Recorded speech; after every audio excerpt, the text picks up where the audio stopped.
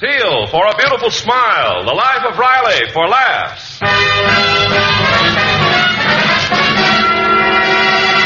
Teal, T-E-E-L, Teal, the amazing liquid dentifrice. That's it, T-E-E-L.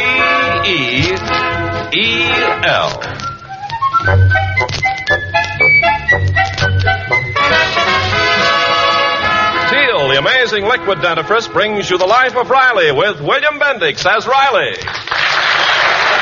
Remember, friends, for a beautiful smile, it's T-E-E-L, Teal. And just for laughs, it's R-I-L-E-Y, Riley, in The Life of Riley.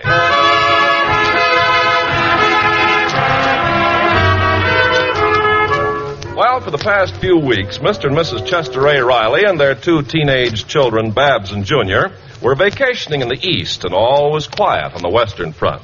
But now the family is back in their little California bungalow, and as we look in on the Rileys, we find them on a subject that comes up in a lot of kitchens. But, Mother, the coat's only $30. I'm sorry, Babs. We just can't afford it. I'm going to ask Daddy. Now, don't start pestering your father at breakfast.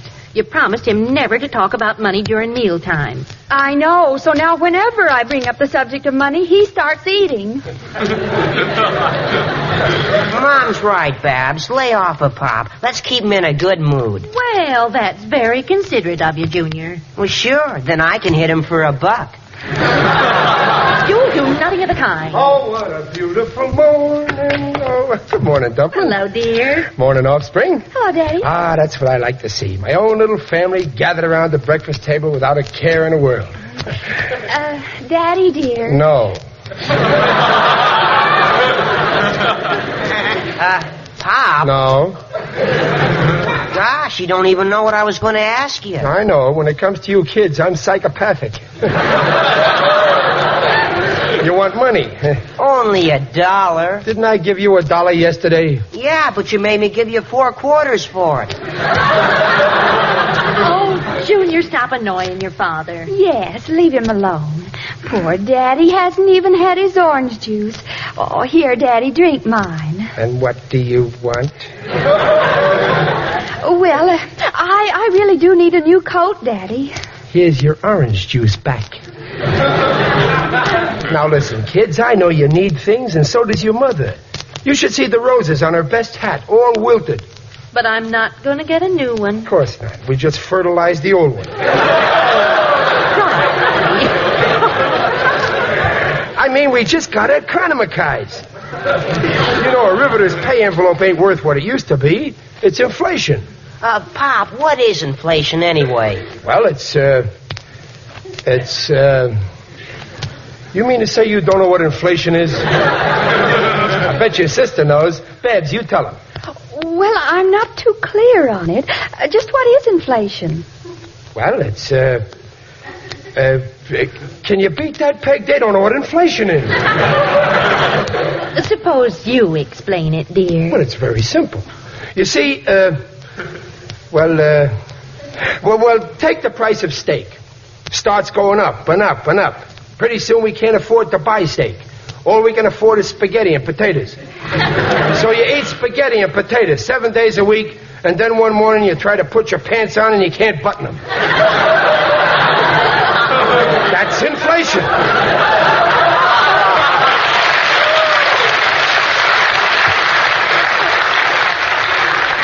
Now let me eat my breakfast in peace. Oh, Ronnie, wait, don't sit down. What's the matter? What? Oh, your overalls are full of grease again. Oh, come here, spread this newspaper on your chair. Never mind, I'll eat standing up. But just remember, this grease feeds our family. Well, just the same, I wish you had a job where you didn't have to wear overalls. Oh, I see. You're ashamed of my job. Why, no, I'm not, dear. Well, you should be. A fine father. I can't even give you the things you need. Oh, stop that, Riley. Why, we get along all right. Oh, you're just saying that, Peg, to make me feel good. Believe me, it hurts to have to tell my family face to face that we can't make our ends meet.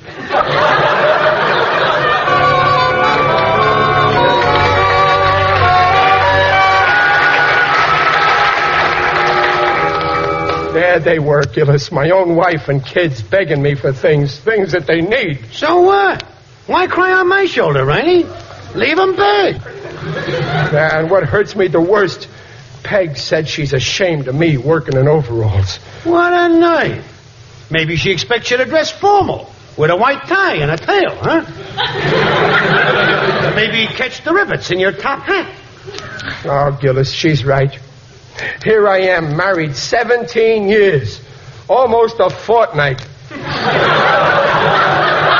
And what am I, a failure? You know, Riley, your wife's giving you an inferior complex. Now take my wife. Whenever she opens her mouth to squawk, I tell her, if you don't like the status quo, you can ipso facto. Yeah, but Gillis, you got a responsibility to your wife. After all, you asked her to marry you. Who asked her? It happened at a picnic. She was chasing 5 guys, and I run the slowest. What a life. I wouldn't blame Peg if she walked out on me tomorrow. If it wasn't for our 2 kids, I'd walk out with her. Well, cheer up, pal. Maybe one of these days Mr. Stevenson will promote you. Yeah, fat chance. Here we are making a fortune for him while he sits up there in his fancy office counting the dollars. What an ungrate. What a weasel. Hey, Riley, you're wanted on the phone. Oh, me? Yeah, take it in the machine shop. It's Mr. Stevenson. Mr. Stevenson? The boss? Gillis, do you think he heard me? Nah. He's got big ears, but they ain't equipped with radar. Go on, answer the phone. Gee, maybe he'll fire me. Hello, Mr. Stevenson. This is Riley. What? I can't hear you, Mr. Stevenson. What's that? A job for me on a desk. What's that? Assistant manager. Mr. Stevenson, you mean that I... Oh, thank you. Yes, sir. I'll be there. Yes, sir. 9 a.m. Oh, Mr. Stevenson, thank you, boss. Thank you, darling. I gotta sit down. Where's the floor? Riley, what's the matter? You're as pale as a goat. Gillis. Mr. Stevenson, a desk job, a job desk, a desk job. Riley. Have you gone berserk? What are you raving about? I've been promoted. I got a desk job. He's made me assistant manager. Assistant manager? Yeah. You? Yeah. You? It's a cat's apostrophe. Yeah. Oh, that Mr. Stevenson. What a wonderful weasel he turned out to be.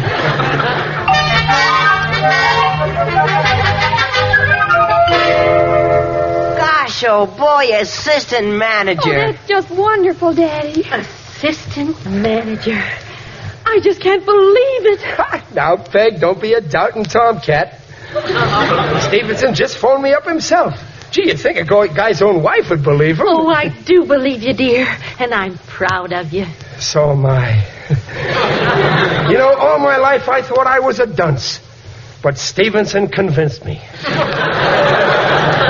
Chester A. Riley, assistant manager. Well, what does an assistant manager have to do, Pop? Junior, it's a cinch. All day long I'll be sitting back in my swivel chair with my hands behind my head, pushing buzzers. No, how can you push buzzers with your hands behind your head? I got toes, ain't I? Riley. Oh, gee, it'll be heavenly to be rich, Daddy. We'll be on Easy Street, Dumplin'. All my life I've been promising you and the kids all kinds of things. Well, from now on, when I promise you things, I won't be lying. Well, can we get a car? You bet. Can I drive it, Pop? Sure, and I'll buy you a chauffeur's uniform. And Dumplin', I want you to go out and buy anything you want. Open charge accounts in all the stores. With my new salary, I can afford to owe everybody. And you know, Peg, we're going to send your mother Well, Peg, what's the matter? You're crying. Oh, it's nothing. It's just that I'm so proud of you. Come here, dear. Ooh. What a kiss. Gosh, Dumplin', you kissed me just as if we weren't married.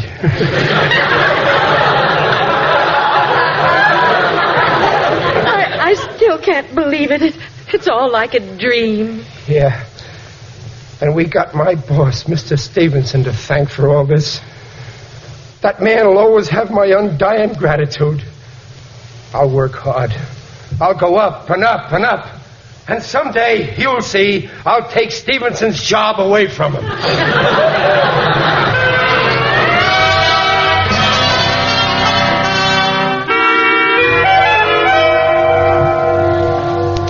I've typed those letters, Mr. Stevenson. Thanks, Millie. I guess you can go now. Over the way, did they deliver the desk I ordered for the new assistant manager? Yes, sir. It's in the vacant office. Fine. I spoke to a man in the riveting department named Riley. He'll be here tomorrow morning. You show him into the office, put him to work polishing that desk. Wilson, my new assistant manager, gets here Friday.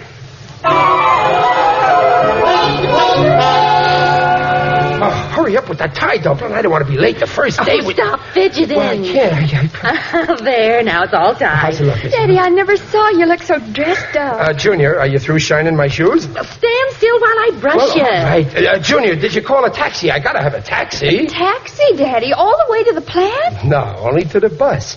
Well, goodbye, Dumpling. Goodbye, kids. Wait a minute. Where's my lunch pail? Oh, Daddy, executives don't carry lunch pails. Oh, okay, then I won't eat. Well, goodbye. Wait a minute. Let me take another look at you. Yeah? Oh, my, you look wonderful. Yeah. When I walk into the office and they see me all dolled up like this, somebody's going to get the shock of their life.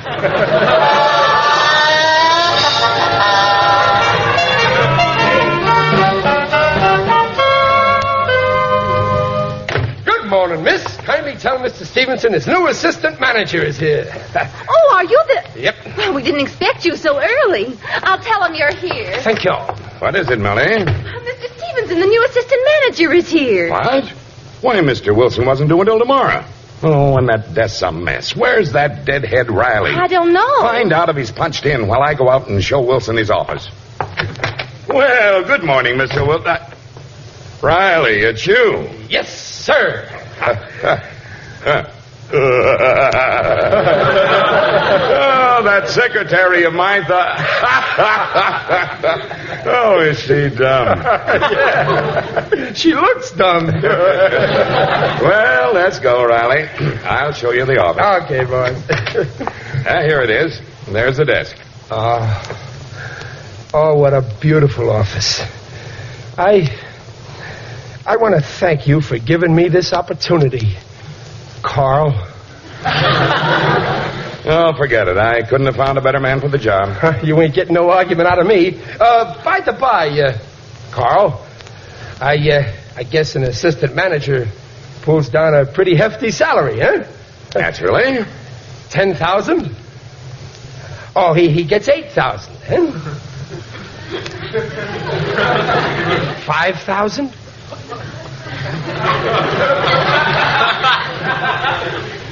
4. Listen, I don't have to take a cut, do I? Now, stop horsing around, Riley, and go to work. Yes, sir. But you know, boss, I'm kind of surprised that you put me on this job. After all, I'm a little on the rough side, but give me a little time and I'll get plenty of polish. You don't have to get polished. There's a whole gallon in the corner. Now get into some overalls and start polishing that desk. Hold on a second, Chief. You don't expect an assistant manager to polish a desk. No, I expect you to do it. And have it finished before Wilson, my new assistant, shows up tomorrow. Wilson? Assistant? But I thought that You mean he... I'm just going to polish... What a revolting development this is.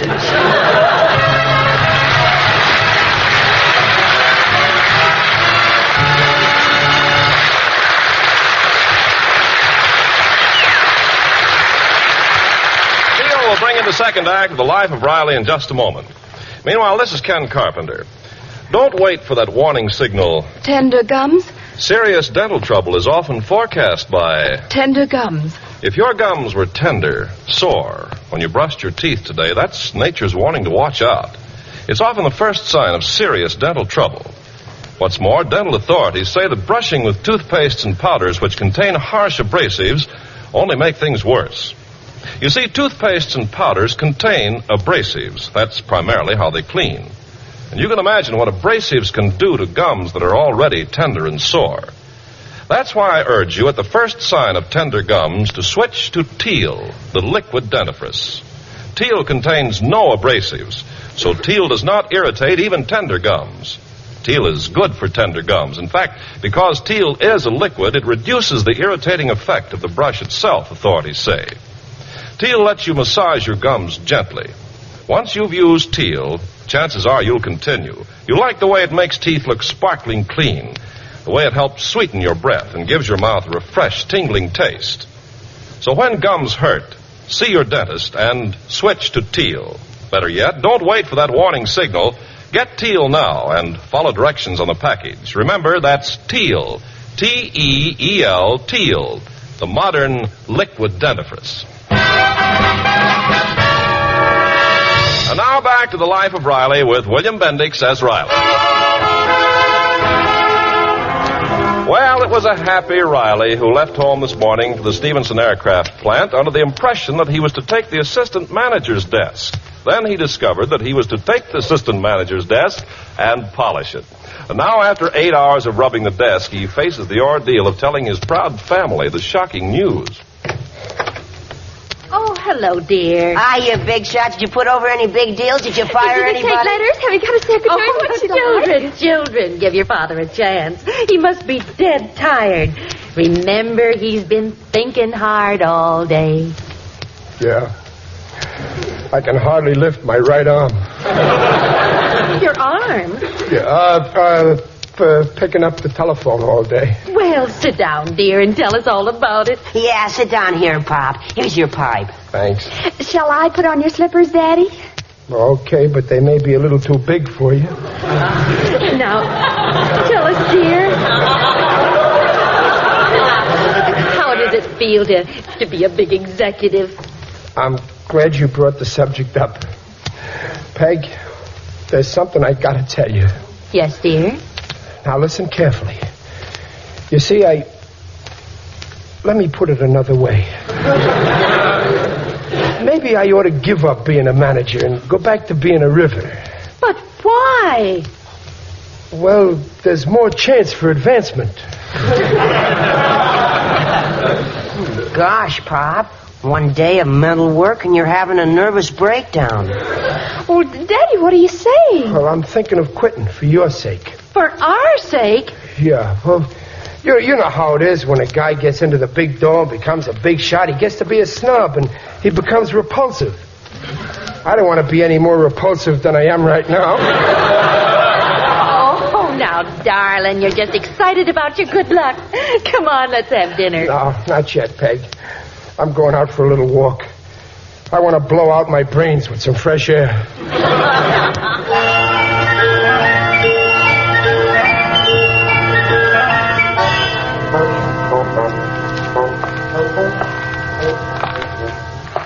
Oh, there, Riley. Who's that? It is I, Digby Odell, the friendly undertaker. Oh, hello, Digger. Greetings, Riley. You're looking fine. Very natural. Well, what are you doing in the park, Digger? Oh, I always come here at twilight and walk around the pond.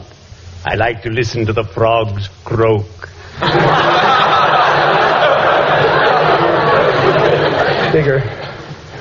Digger, I'm in a jam. Maybe you can help me. Depend on me, Riley.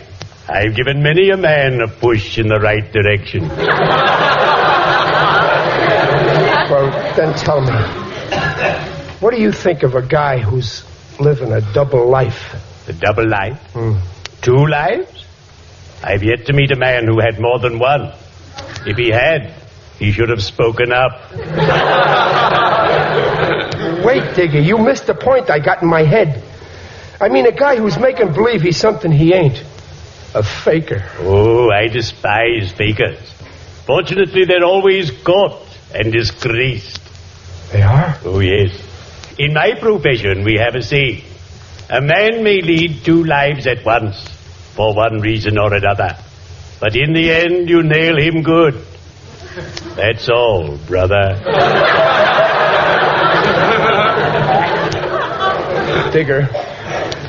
It's me I'm talking about. I'm the disgrace. I'm a failure as a husband. Ah, husband. Limping home after a hard day's work to the faithful little woman. Listening to the patter of little feet as the kiddies romp on the dining room table. In-laws dropping in for a weekend and staying long enough to get squatters' rights. I adore bachelors. They're so gay. Right now, I wish I was a bachelor. Then maybe my children would like me better.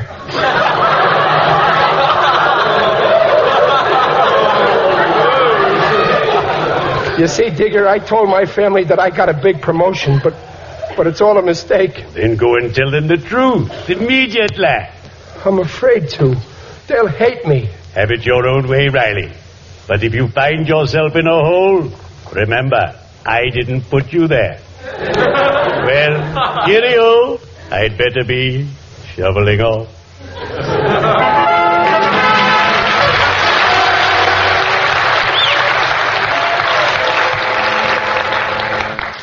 What a job.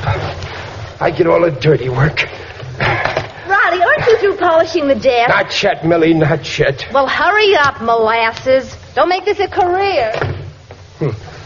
Miss Hoity-Toity. Always criticizing.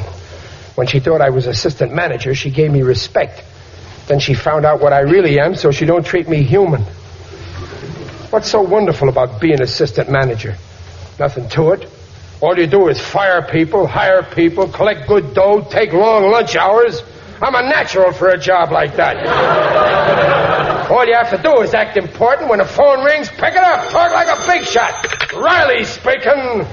This is Barker on the front gate. Your wife and kids are on the way up to see you. Listen, Barker, don't bother me with petty details or I'll slip you a pink slip. Interrupting a busy man with the family. Peg, Junior, Babs, they'll find out. Stevenson wants to know what you're Millie, my family, they're here. They'll find out. Help me, Millie, please help me. Sure. What do you want me to do? Help me take my pants off. I mean my overalls. I gotta hide my overalls, Millie. Oh, what are you talking about? My family, they think I'm assistant manager. Don't give me away. Please give me a break. Oh, what'll I do? All right. Take it easy. I won't tell them. Yeah, but Millie, The man said first floor. they're here. My overalls. Here, hide them in the wastebasket. Yeah, okay. Here, now put your coat on. Oh, yeah, I'm putting it on. Okay. Here he is, Mom. Hiya, Pop. Hello, Dad. Hello, dear. We thought we'd pay you a little surprise visit. Fine. What a pleasant surprise. I was just working with my secretary here. That'll be all, Millie. By the way, Millie, I want to send out some circular letters. Get me some round paper. Yes, sir. Oh, Daddy, you've got a beautiful office. It is nice, ain't it? Dear, we brought you a few little gifts. Here, Pop. Look, business cards with your name printed. Chester A. Riley, assistant manager. And this is a picture of me and the children to keep on your desk. You shouldn't have done it. Believe me, you shouldn't have done it. We'll unwrap it. There. Oh, Junior, dear, put the paper in the wastebasket. Hey, look what's in your wastebasket, Pop. A pair of overalls. Why, Riley, those look... They ain't mine. They're my secretaries. I mean, they're Gillis's. That's who they are. Gillis? Yeah, I give him a break and let him polish my desk, and he leaves his dirty overalls around. Well, where are you going? I'm going to ram him down his throat. Gosh, Pop's acting funny. You know, it's funny about those overalls. I could have sworn that they were... Hey, Riley, Why, Mrs. Riley. And the kids. What are you doing here? Oh, hello, Mr. Gillis. We're just visiting. Oh, Pop's looking for you, Mr. Gillis. I'm looking for him. The foreman wants to know when he's going to be through polishing that desk. He wants him back in the riveting department. Polishing the desk? Yeah, that one. For Mr. Wilson, the new assistant manager. Oh, I see. Yeah, tell him to speed it up, will you? So long, folks. Well, gosh, Mom, I don't get it. If Pop's the assistant manager... I'm afraid he isn't. Something must have gone wrong. Oh, poor Daddy. No wonder he's been acting so strange. Now, you let me do all the talking. Shh, here he comes. Boy, did I tell that Gillis off. Friendship is friendship, but in this plant, he's got to realize that I'm the assistant manager. That's right, dear. You better go now, dear. I got an important conference with Mr. Stevenson. A big stock deal, a fiscal fiduciary matter. You see, I figured out that the common stock is too common, and so I'm Riley, gonna dear. make... Why don't you quit this job? That's gratitude for you. Here I struggle and slave year after year to get to the top, and you want me to... Did you say quit? Yes, dear. Well, I don't know. I hate to leave him in the lurch. Well, I know, dear, but you'll be happier in your old job. Do it for my sake. For your sake? Come on, Pop. Quit. Oh, yes, Daddy, give it up. You're asking me? Yes, we're asking you. You're begging me. Yes, we're begging you. You're pleading with me? Yes, we're pleading with you. Okay. I quit. You forced me into it. Oh, Riley. Oh, thank you. Oh, Dumpling. Now I'm a failure again. I'm the happiest man in the world.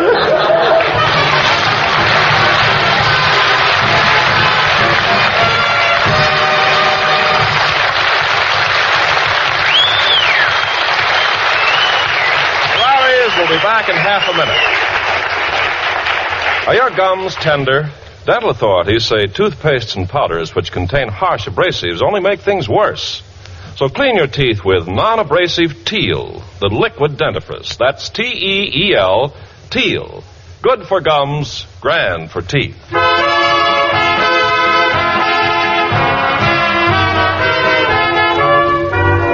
Riley, are you asleep? Only my foot. My mind is still awake. Peg, there's something I gotta tell you. Yes, dear. I never was assistant manager.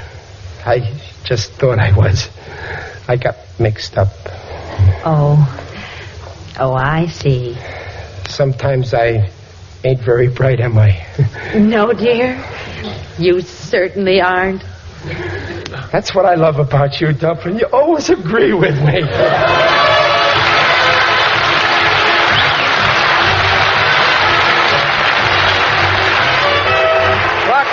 Makers of Teal, the amazing liquid dentifrice, invite you to be their guests next week to hear the life of Riley with William Bendix as Riley.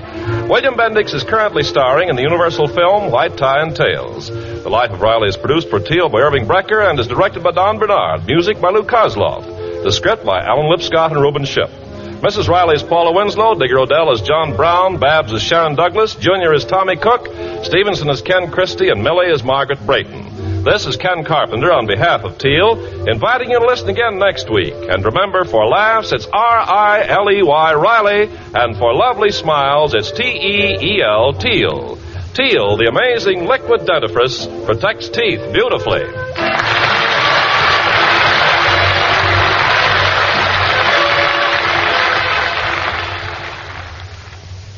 Ladies, the exciting news these days is Dreft. D-R-E-F-T. Dreft. Procter & Gamble's sudsing miracle that gets dishes so clean, they shine even without wiping. Yes, the first suds in history to wash even glasses so clean, they positively sparkle whether you wipe them or not. You see, Dreft is different from any soap or soap flakes you ever used. It can't leave any streaks on dishes the way all soaps do. Yes, and it's almost unbelievable the way Dreft cuts grease. It just seems to melt away. Another thing, in water as hard as nails, Dreft makes suds instantly. Gives 5 times more suds than any soap you ever used. Dreft is kind to my hands, too. It's just wonderful every way. That's a fact. No soap in the world, no other suds of any kind is the same as Dreft. Dreft, the amazing suds discovery that gets dishes so clean they shine even without wiping. Get D-R-E-F-T, Dreft. Listen again next week, same time, when Teal for a Beautiful Smile brings you the Life of Riley for laughs. NBC, the National Broadcasting Company.